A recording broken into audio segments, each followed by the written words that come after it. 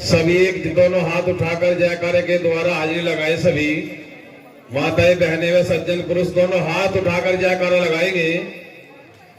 परम संत श्रमणी सद्गुरु रविदास महाराज की, स्वामी ज्ञान भिक्षुक जी महाराज की, सद्गुरु स्वामी समनदास जी महाराज की, महाराज श्री गोवर्धन दास जी की, शुक्रताल गुरु गद्दी की, आज के महान सत्संग की। सतनाम सत रविदास, जय गुरु समनदास। गुरु प्रेमियों, जैसे अभी विचार सुन रहे थे गुरु जी से आप, और वाणी भी सुनी है आपने, बताया गुरु प्रेमियों, गुरु को मानव जानते, गुरु को मानव जानते वे नर कहिए अंध, कर्म भोग है संसार के पर्यायों के फंद। जो गुरु होते हैं वो देह से नहीं होते। अगर उनको हम देहधारी जानते हैं तो गुरु प्रेमी ये भी गुनाह हो जाता है। गुरु भी देह होते हैं, देह से भी अलग होते हैं। बताया है, सबदे मारे मर गए सबदे छोड़ा राज, जिन जिन को शब्द लगा तिन तिन सरगे काज। जिन महापुरुषों की गाथाओं को, जिन महापुरुषों के सुंदर वचनों को आप बार बारी से उच्चारण कर रहे हैं, उनकी बड़ी गौरव गाथा है। वो सब शब्द के अधीन, शब्द लगने के द्वारा इस संसार में अमर हुए हैं। इसलिए गुरु प्रेमियों, महापुरुषों ने यहां तक बता के शब्द गुरु हैं, ज्ञान गुरु हैं, विधेय होते हैं गुरु, देह से नहीं जाने जाते। अब उससे कहते हैं को गुरु तो कुछ चमत्कार भी नहीं दिखाते। गुरु प्रेमियों, संत सतगुरु अंतर नहीं होता। बता भी है, संत अनंता अंतर नहीं। सतगुरु में और संत में कोई अंतर नहीं रह जाता अगर पूर्ण संत है।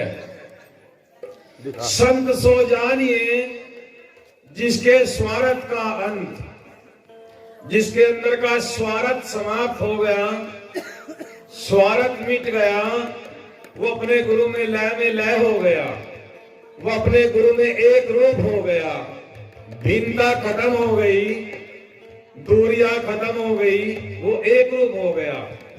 इसलिए गुरु प्रेमियों, गुरु जो इशारा करते हैं वही उनका चमत्कार है। गुरु सैन पर रखते हैं। गुरु की जिसने सैन पर की है, गुरु सैन दिखाते हैं। जिन्होंने उनका इशारा परखा, उनकी सैन को परख लिया, वो उन्हीं का हो गया। अभी गुरु महाराज अपने प्रवचनों में कह रहे थे, आप गुरु के तब हो गए थे जब वो गुरु से वो जल ले लिया था, तभी से गुरु के हो गए।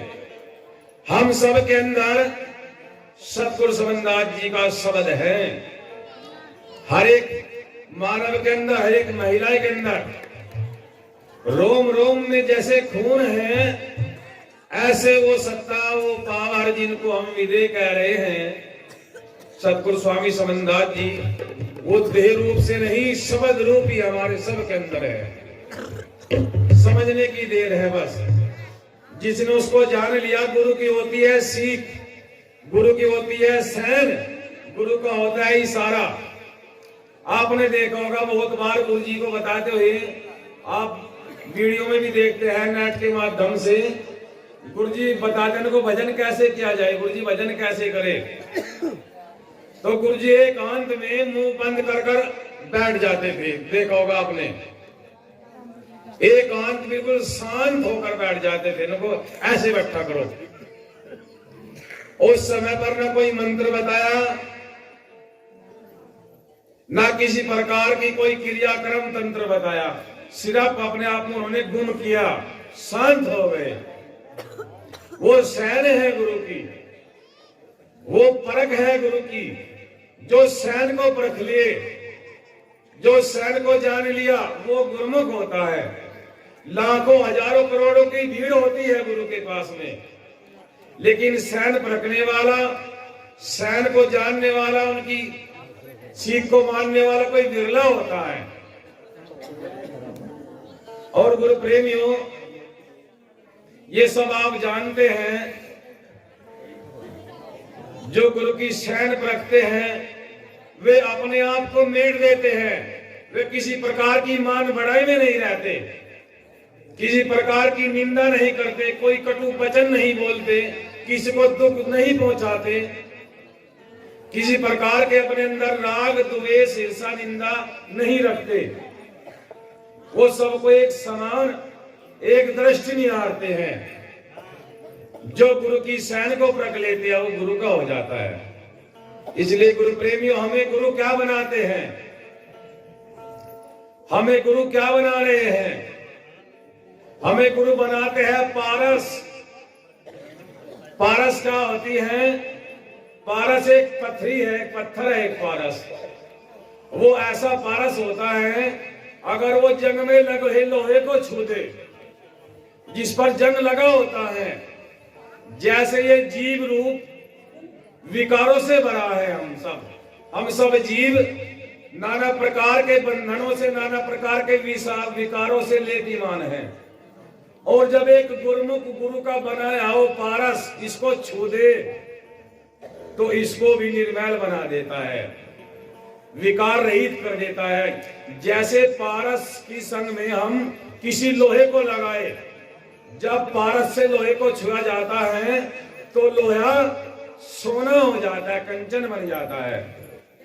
ऐसे एक गुरुमुख, एक गुरु का शिष्य जिसने गुरु की शरण पर की है, अगर वो किसी जीव को छूता है, किसी जीव को अपना ज्ञान उपदेश बताता है, तो उसको भी वो पारस बना देता है, अपने जैसा बना देता है। जिसको भी वो छुएगा वो उसको पारस बनाएगा, जिसको वो छुएगा वो उसको पारस बनाएगा।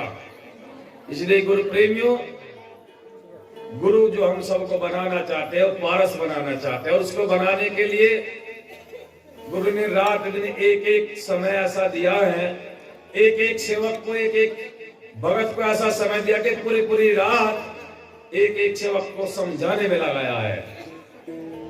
इसलिए गुरु प्रेमी, जो गुरु ने लाइन बताई है, अभी गुरु जी का रहते प्रवचनों में अपने गुरु की लाइन बताई मत छोड़नी है। अगर लाइन छूट गई, जैसे पटरी पर ट्रेन दौड़ रही है और ट्रेन में कोई फॉल्ट हो गया, उस पटरी में कोई फॉल्ट आ जाए तो ट्रेन पलट जाती है कि उसकी लाइन में कोई फॉल्ट आ तो पलट गई। ऐसे ही अगर आपकी हमारी लाइन में कोई फॉल्ट आ जाएगा तो पलट जाएंगे। इसलिए अपनी लाइन को मजबूत रखना है। जो गुरु ने दिशा दी है, गुरु ने लाइन बताई है, उसको मजबूत होकर पकड़ना है। बता दे गुरु प्रेमियों, वाहे गुरु की खालसा और वाहे गुरु की फतेह। अर्थात इसका अर्थ ये है कि गुरु ही खालस गुरु है, बस। गुरु आगे पीछे ऊपर नीचे, गुरु के आगे पीछे ऊपर नीचे और कोई दूजा है ही नहीं। जो भी कुछ है बस गुरु है, गुरु ही फतेह करने वाले हैं, गुरु ही खालस है, अन्य सब में मिलावट है। गुरु निरोल है, अन्य सब में मिलावट है। सतनाम, सत रविदास। जय गुरु समझदार।